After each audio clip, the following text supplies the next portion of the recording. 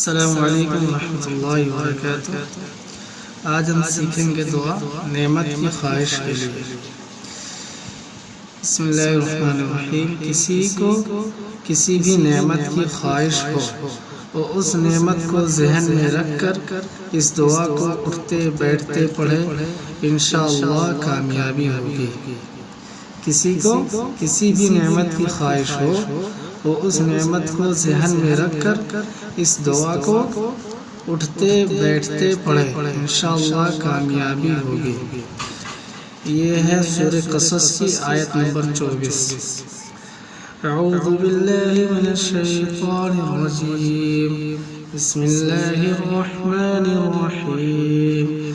رب انی لما انزلت الی من خیر فقیر۔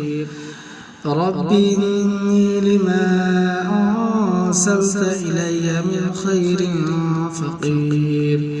ترجمہ: پروردگار میں محتاج ہوں، پروردگار میں محتاج ہوں، تو مجھ پر اپنی نعمت نازل فرمائیے۔